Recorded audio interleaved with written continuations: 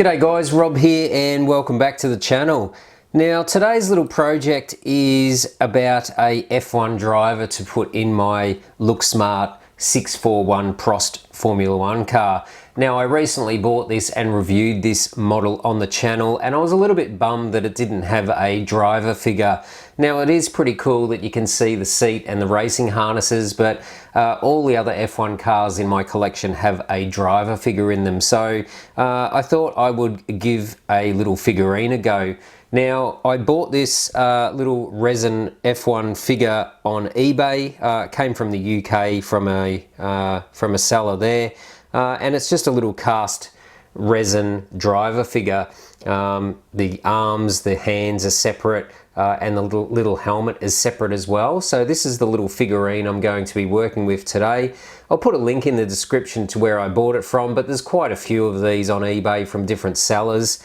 And I also bought a decal sheet of Alain Prost's racing suit and helmet. So this little decal sheet, I should mention that the little resin driver figure was about 25 Australian dollars, and the decal sheet I think was around $20 as well. So not that cheap, but yeah, pretty easy to find. So this, I've checked all the pictures off the internet and printed some out of Alain Prost's racing suit and also his helmet, and can confirm that all these decals on here will do his helmet and his race suit. So not really too hard other than to put the figure together, paint it, and then apply all the decals. Now one thing I've done before I started this video was I did have to do a little bit of grinding away, because this is a universal figurine. It's not going to fit in every car perfectly, so what I did was just use the Dremel and I ground some away from the sides so it fits in the seats, and I also sanded away some of the shoulder lines as well where the arms fit, just so that this would fit into the model. So I'll show you now. I did have to cut a little bit off the length of the legs as well so it fit into this model, but that is basically how it is going to sit. So looking at pictures on the internet of this car in period, the driver's helmet is only just above the side of the car, so that's why I had to grind some away of the side of the body just so that that will fit in there. Now you can see the gaps are really tight as well. There's no way I'm going to fit the arms in there either. So what I will probably do now is just actually glue the arms onto the actual figurine here, try and get the position right. I'll play around with that. Yeah, try and get that position of the arm right.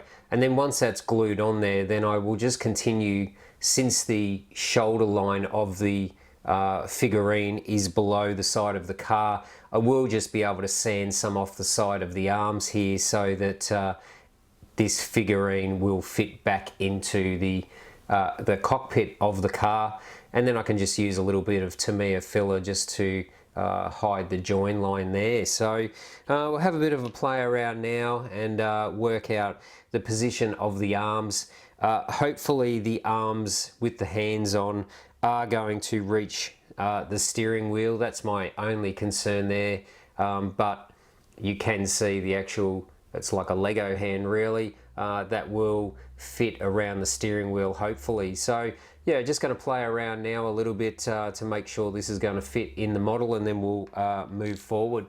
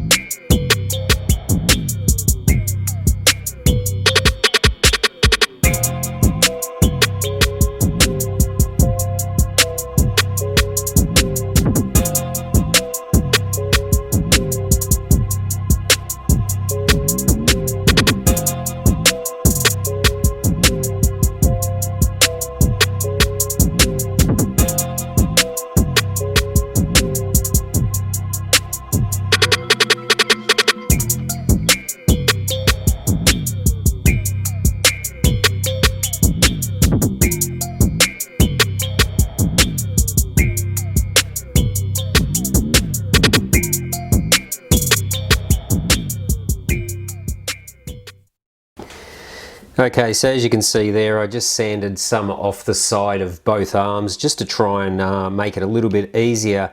Now what I'm going to do here is actually try and work out where the position of the hands are going to go compared to the steering wheel, and that way I can sort of work out where the angle of the arms have got to go. So let me get some more tweezers here. And yeah, that way I can sort of work out where the arms are going to go and the hands. So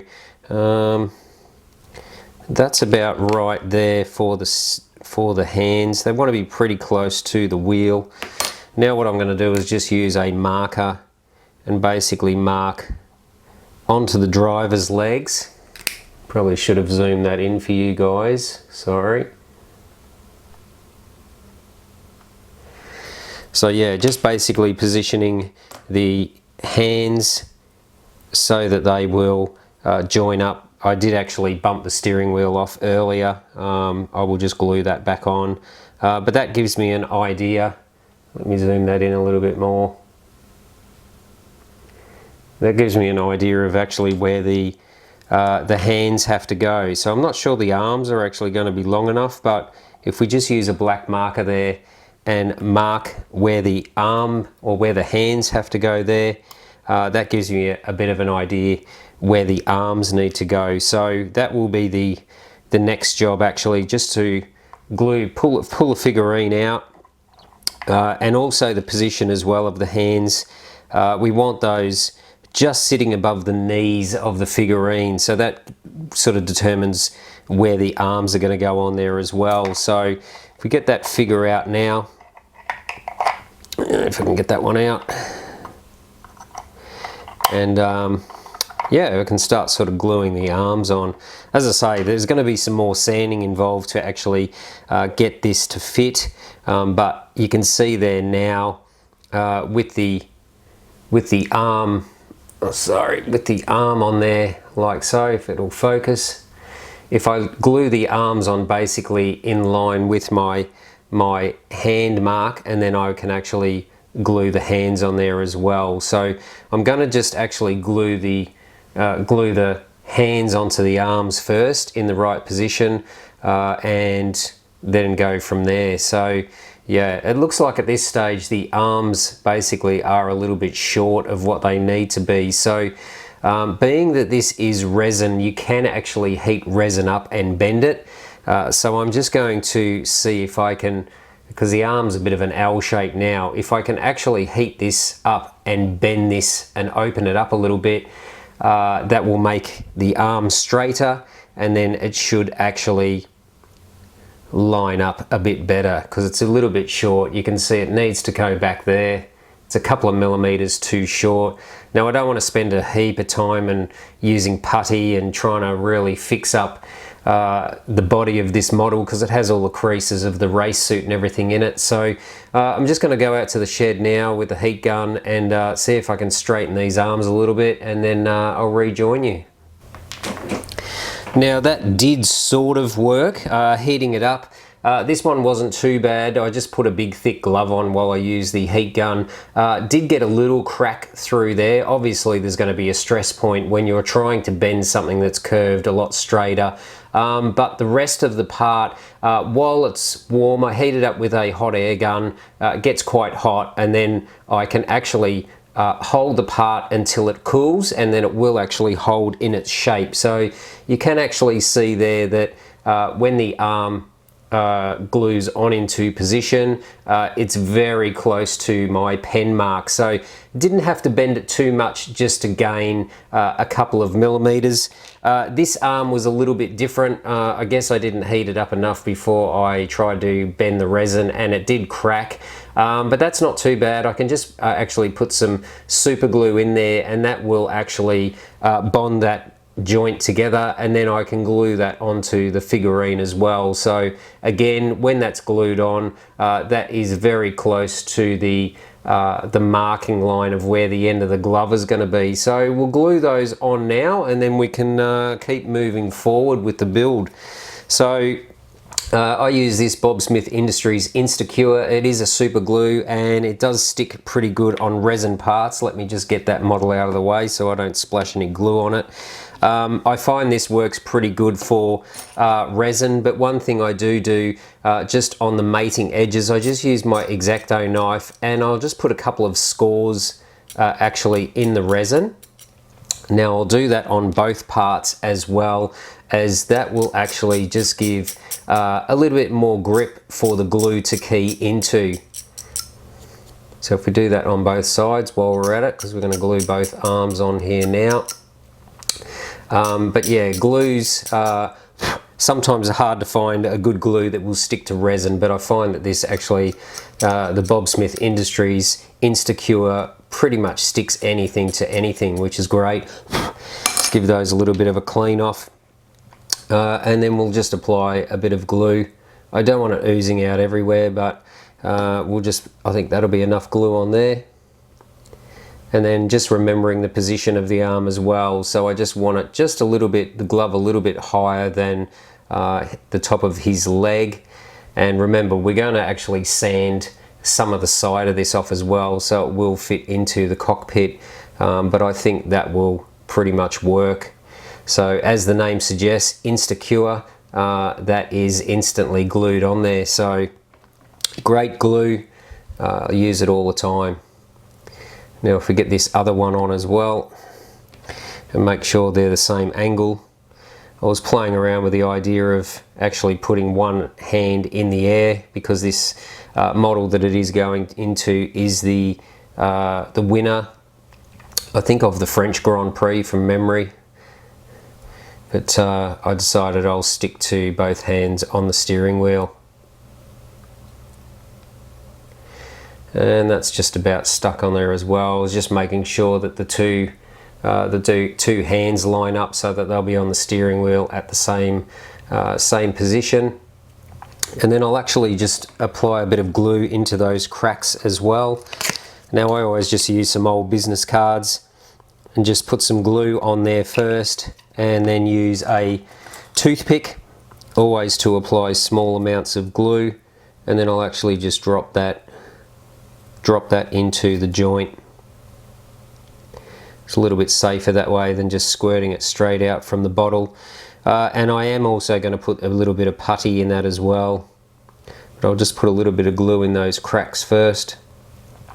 Because yeah, you don't want to paint the figurine and actually see the joins where the arms go on there. So you are going to have to put some putty in there at some stage. I haven't really done too many figurines, so that's why I thought I'd do this little video. I've done a hobby design girl figurine, but that was about it really.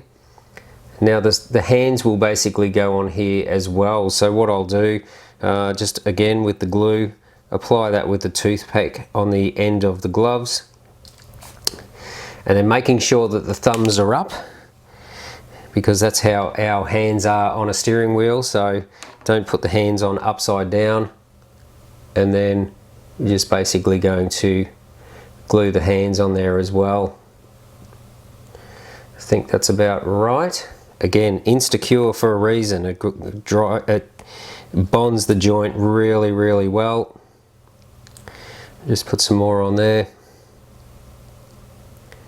And glue the other hand on there. And that's about right too. So that is the hands on there. Obviously it's a little bit harder to paint it like this, but it's a lot harder to try and hold on to that little part while you're trying to paint it as well. So that will be pretty close to where I want it to be. So as I say, we're going to have to sand some more off the sides of the arms and the forearms here so that it will actually fit into the model. But I will finish doing all these glue joints first, and then we'll apply some putty and actually get some putty into these parts as well. But yeah, there's a little bit of fitting involved to make this work, but it should be pretty cool. Okay, so that is where we stand now with the figurine. So the glue is dried thoroughly in all the joints. So now I'm actually going to use some Tamiya putty and I'm going to try and fill these joins.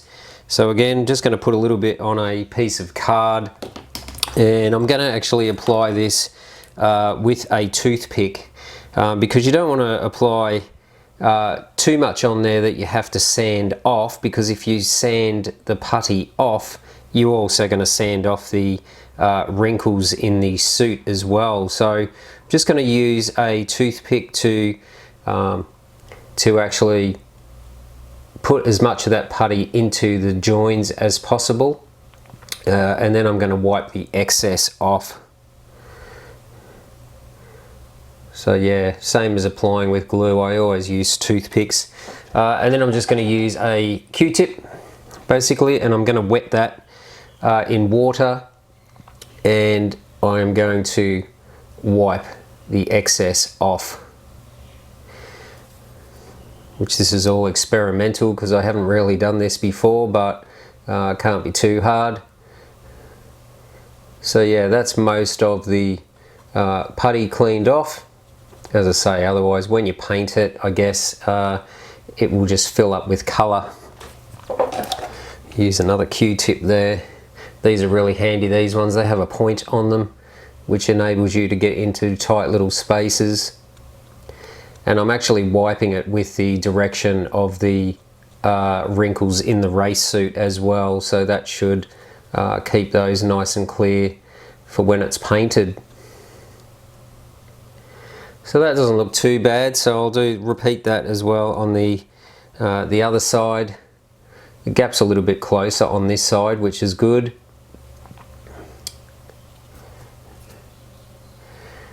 And yeah, hopefully, I mean, it's never going to be perfect because this figurine was never made for this particular model, but it will be good enough for the display anyway. So again, I'm going to just wipe that excess off with a damp Q-tip, and just keep changing the Q-tip so it keeps it nice and clean. So if there's any of you guys out there that actually do figurines on a regular basis, feel free to comment and give me some tips if I'm doing anything wrong here, because I wouldn't mind actually making a few more figurines in the future. Not the easiest things to paint, especially faces on figurines. I found that out when I built the Hobby Design Grid Girl. That was pretty hard to do the eyes and the small hair like eyebrows and things like that. But yeah, interesting field of modeling for sure. So I think that should be about alright. Now I'm going to actually fill up the cracks where I stretch the resin to straighten the arms. So again, I'll just fill the joints there like that, and then use another Q-tip just to try and... Now I may have to do this a second time. I'll just have to see how it dries. I just don't want to put too much on there now and ruin the details of the race suit with the wrinkles. But that seems to be working okay at this stage. Then I'll just do the other side here as well, so the other crack on this arm. And just fill that up as well. Glue filled some of it, but yeah, we'll just use the putty to fill the rest of it. And then again, just another Q-tip, and we'll just try and blend that in. So yeah, reasonably happy with how that's gone. As I say, we won't really know until it's painted how it looks. But I thought I'd give it a try and also show you my experience as well. Now, I'm actually going to leave that little gap between the glove just so it looks like there's actually a join in the suit. I don't think I want to fill that one up too much. Maybe I'll fill that one. That one's pretty good on that side. This one is not as good, so I think I will just put a little bit of a filler in this one as well, just to smooth it up a little bit.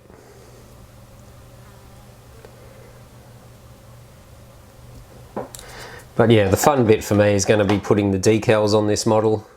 I think that's the fun bit always with models, putting decals on. So yeah, that smeared it around a little bit.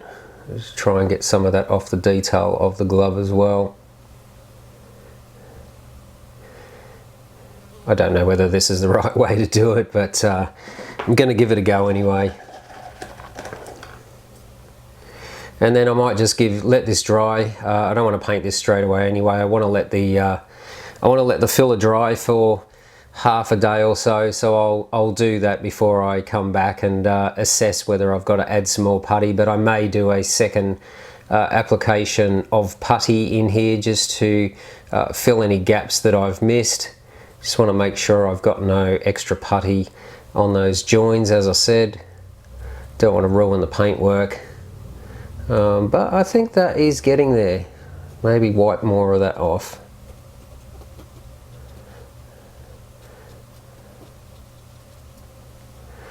So I think that will wrap up that part now. So I'm going to let this dry, as I say, for probably half a day or so, and then I'll pick this video up there, and hopefully we'll be very close to painting. So that's it. And just test fit the steering wheel as well. So yeah, steering wheel fits in there, in between his hands. A little bit of a gap there, which is good because I'll be able to slip that in the model and have a little bit of adjustment as well. But yeah, steering wheel sits in his hands all right. So yeah, I'll let this dry, see how it looks, and then I'm going to actually just use the sanding block as well and sand some off the sides of his arms too until that fits into the body. So no point showing you just a bit more sanding. So I'll get this sanded up when it dries and see how it looks, and we'll resume the video from there. Okay, so I join you the next day, and I've basically just used a sanding sponge, which is a 3M sanding sponge. These are quite flexible, so they don't really sand off the wrinkles and stuff. So I got that pretty clean yesterday with the Q-tip, removing it. I just gave it a little bit of a clean up, but since then I've actually sanded it a lot more, so you can actually see it's pretty much straight now through here, and I just keep sanding it until it actually fits into the model. Now on the back here, I've taken some big notches out of here just with the sanding drum on the Dremel, just so it can clear the shoulders of the seats in here. But it's just a matter of trial and error until it fits into the model. So that's all I do. I just try, make it fit. If it doesn't fit, sand a bit more, until it fits. So you can see that that's going to sit about where he needs to be. So when the helmet goes on there, that's in about the right position. I think that's about as low as I can go anyway on the seat. So yeah, it's just a matter of sanding it until it fits in there. You can't see the sides where I've sanded it off because it's below the edge of the cockpit, so that doesn't really matter how I've sanded that flat. But that's now all good to paint. So what I'm going to do, I'm just going to go outside. I'm just going to prime the helmet and the body in Tamiya Surfacer Primer. I'm just using white, just because the race suit's red and the helmet's white anyway. All the colors on the helmet are in decals anyway, so I'm just going to spray the body and the helmet in white primer. I'm just going to use Tamiya spray cans for this one, so I'm just using, this is what I had in stock, so PS2 red for the body, and then once that is a gloss actually, so it's easier to apply decals on a gloss surface, so I will just spray that in the gloss red, apply all the decals, and then when the decals are dry, I'm just going to hit it with some Tamiya flat clear, so then that will look more like a racing suit because they're not glossy. And the helmet, I don't have a can here, I've got to go and pick it up, but I'm just going to spray the helmet in white gloss, apply all the decals, and then I'm just going to hit it with a little bit of 2K clear just to make it nice and shiny. So that's all I need to do to that, just spray it white, because even the visor, the black visor here is on the decal sheet, so just going to spray that white. So I'll paint all those bits and pieces now, and then we'll start, I'll give you a look at that when it's painted, and then we'll start applying all the decals. Okay, so that is the race suit painted in Tamiya red, so still glossy at this stage. That's to apply the decals, and then as I said, I will put a coat of Tamiya flat clear over it. So that's ready to start applying the decals. The filling went pretty good, didn't really leave any holes in there, so pretty happy with that.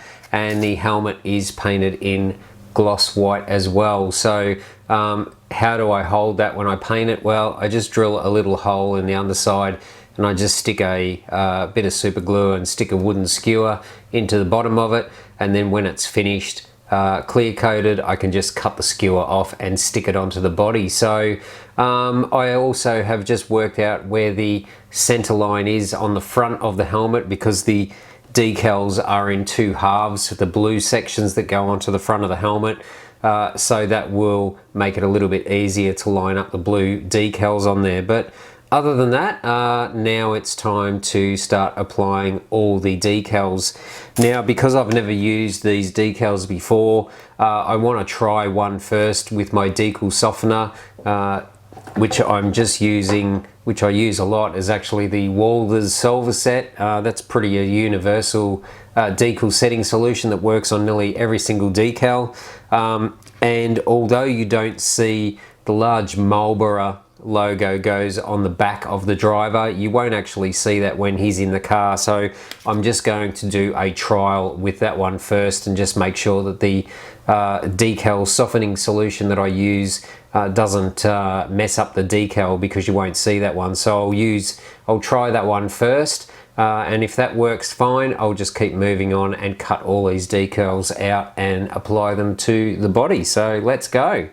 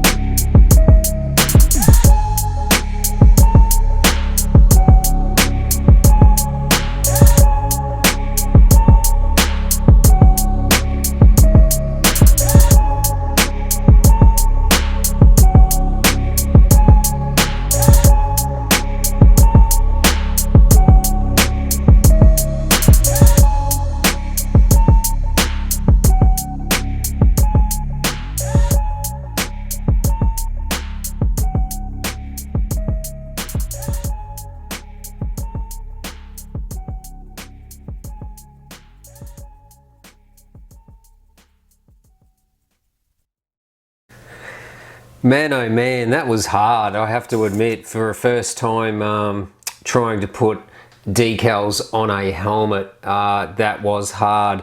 It wasn't helped that the decal sheet, the decals didn't really fit around the helmet too well. The blue ones never lined up. I did those ones first, but yeah, everything else seemed to be too big. The circle decals, the stripes on the back, I had to cut those after I already started to apply them. The body came out all right. I'm really happy with how that came out. The Marlboro ones on the gloves, they're usually on the shoulders, but since you can't see that, I put them on the gloves. So yeah, a coat of, to me, a flat clear will make that look okay, and it will look all right once the helmet's on there. But yeah, look, mad props to the people that do these little figurines and apply all these little decals around a round both ways, like on that was hard. I have to admit, that's one of the hardest decal applications I've ever done, so probably why I haven't really ventured into doing little figurines, because damn, that was hard. So anyway, I'm going to let these dry overnight. I've got a clear coat in 2K clear, some other parts on another custom model, so I'm going to just wax some 2K clear over this to make it look shiny all over. There's a couple of little spots too where you can see the blue didn't cover when the visor went on there, so I'm just going to use some, I've got some Tamiya blue paint, so I'm just going to actually add a little bit of blue paint onto that before I clear coat it, just so it's not a white visible spot. But yeah, that was very, very difficult for a first time effort. But look, got to give these things a go. That's what modeling's all about. Try and push your own abilities to see what you can do. So we'll see how this looks after it's clear coated anyway. So you will rejoin me again probably tomorrow. Okay, so I rejoin you today and I have clear coated the helmet on this model. So I've given it a couple of coats of 2K gloss clear, which has made it look a lot shinier all over, and it's sort of smoothed out some of the wrinkles in the decals, or sort of flattened them out anyway.